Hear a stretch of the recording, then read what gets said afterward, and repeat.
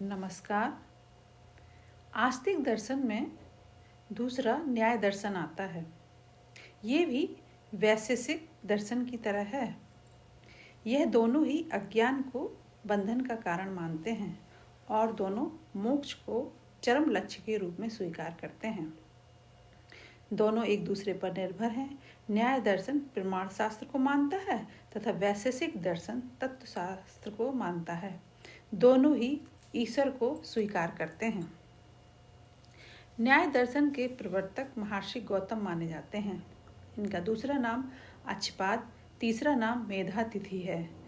भारतीय दर्शन के प्राण स्वरूप न्याय शास्त्र का दूसरा नाम प्रमाण शास्त्र भी है। न्याय दर्शन के महत्व को स्पष्ट करते हुए स्वयं भास्कर वात्सायन कहते हैं, न्याय दर्शन संपूर्ण विद्याओं का प्रकाशक, समस्त कर्मों का साधक और समस्त धर्मों का आश्रय है। महर्षि मनु ने यहाँ तक बताया कि धर्म का मर्म न्याय के बिना नहीं अवगत हो सकता। न्याय दर्शन में 5 अध्याय हैं। न्याय सूत्र में प्रमाण, प्रमेय आदि 16 पदार्थ स्वीकार किए गए हैं। न्याय दर्शन का मुख्य विषय बुद्धि या ज्ञान है। बुद्धि से ही संपूर्ण व्यवहार का संपादन होता है, अतः बुद्धि ही व्यवहार का साधन है। इसका स्वरूप समझना मनुष्य के लिए आवश्यक है। न्याय दर्शन के अनुसार ज्ञान आत्मा का विशेष गुण है। आत्मा के कुछ विशेष गुण हैं: ज्ञान, इच्छा, द्वेष, प्रयत्न, सुख और दुख। इन विशेष गुणों के कारण गुणी आत्मा के अस्तित्व का अनुमान होता है। सांसारिक अवस्था में आत्मा का अस्तित्व जब तक रहता है, ज्ञान उससे संभाव संबंध से विद्यमान रहता है। मोक्ष पारमार्थिक अवस्था है। उस समय आत्मा का सांसारिक ज्ञान से संबंध समाप्त हो जाता है, अतः मोक्ष को सांसारिक ज्ञान से शून्य अवस्था बतलाया गया है। अनुभव के 2 भेद हैं, यथार्थ और अयथार्थ। जो वस्तु जैसी हो उसको उसी रूप में ज्ञान प्रमा है और विपरीत अनुभव अप्रमा है। प्रमाण विचार न्याय दर्शन का सबसे प्रमुख विषय है। प्रमाण के अत्यधिक महत्व के कारण ही न्याय दर्शन का दूसरा नाम प्रमाण शास्त्र है। महर्षि गौतम के 16 पदार्थों में प्रमाण का उद्देश्य सर्वप्रथम है। वात्सायन इसकी व्याख्या करते हैं। न्याय ने सत्य की खोज को 4 प्रमाण दिए हैं: बुद्धि, अनुमान, उपमा, शब्द प्रमाण। प्रमाण में प्रमेय, प्रमाता और प्रमति। किसी कार्य की उत्पत्ति में कई कारण स्वीकार किए गए हैं, जैसे ईश्वर, ईश्वरीय ज्ञान, ईश्वरीय इच्छा, ईश्वरीय प्रयत्न, अदृष्ट, धर्माधर्म, कार्य का प्रागभाव, दिक् और काल। ये 8 सभी कार्यों में कारण होते हैं। इसके अतिरिक्त जो सभी कार्यों का न होकर किसी कार्य का कारण होता है, उसे असाधारण कारण कहते हैं। न्याय की विशेषता यह है कि ईश्वर को तो मानते ही हैं, ईश्वर की सत्ता को सिद्ध करने के लिए प्रमाण भी देते हैं। प्रमाण देने से ईश्वर प्रमेय बन जाता है। न्यायिकों के अनुसार ईश्वर प्रत्यक्ष, अनुमान और शब्द 3 प्रमाण से ईश्वर की सत्ता सिद्ध है। प्रत्यक्ष प्रमाण में योग अभ्यास साधना से सिद्ध पुरुष योगी को ईश्वर का प्रत्यक्ष ज्ञान होता है। योगी के दिव्य चक्षु प्राप्त होते हैं, जिस वह ईश्वर के रूप का प्रत्यक्ष दर्शन करता है। अनुमान से ईश्वर की सत्ता सिद्ध करना न्याय दर्शन की विशेषता है। सुप्रसिद्ध न्यायिक श्री उदयनाचार्य ईश्वर के अनुमान में 9 हेतु बतलाते हैं: कार्य, आयोजन, धारण, विनाश, पद यानी कि शक्ति, प्रत्यक्ष, श्रुति, वाक्य और संख्या। प्रत्येक कार्य का कर्ता अवश्य है, अर्थात कर्ता के बिना कार्य असंभव है। संसार भी एक कार्य है, क्योंकि इसकी उत्पत्ति होती है। इस कार्य का कर्ता ईश्वर ही हो सकता है। ईश्वर को परमाणुओं का प्रत्यक्ष ज्ञान है। वह परमाणुओं से सृष्टि करने की इच्छा करता है तथा प्रत्यक्ष करता है, अतः सृष्टि से सृष्टा का सत्ता सिद्ध होती है। अदृष्ट का नियामक ईश्वर है। अदृष्ट कर्म और फल के बीच की कड़ी है।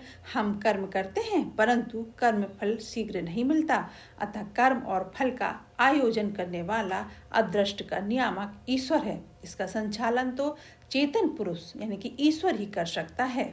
जीवात्मा भी चेतन पुरुष है, परंतु वह ससीम तथा अल्पज्ञ है। असीम परमात्मा की अदृष्ट का नियामक हो सकता है। परमाणु में क्रिया तो है, परंतु परमाणु अचेतन है। इनका प्रेरक अवश्य परम चेतन परमात्मा है। परमात्मा ही जगत को धारण किए रहता है। ईश्वर ही जगत का आधार है, जिसके कारण जगत का पतन नहीं होता। इसी प्रकार संपूर्ण ब्रह्मांड अत्यंत गुरुभूत है। निराधार होने पर इसका पतन हो सकता है। यह परमात्मा से अधिष्ठित है, वही इसका आधार है। इसके पतन का प्रतिबंधक है। अनंत ब्रह्मांड का आधार सर्वशक्तिमान ईश्वर ही है। प्रलय से भी ईश्वर की सत्ता सिद्ध होती है। सृष्टि और प्रलय प्रकृति का नियम है।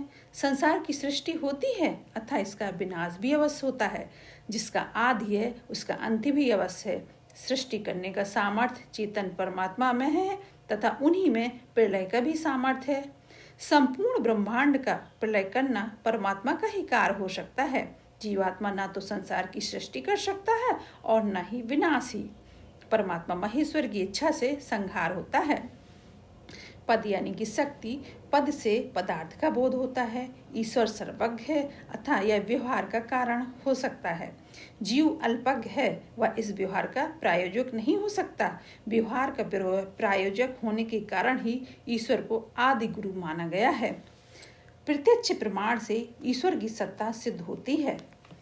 वेद के वाक्य प्रमाण हैं, क्योंकि इन वाक्यों का उच्चारण करने वाला परमात्मा है।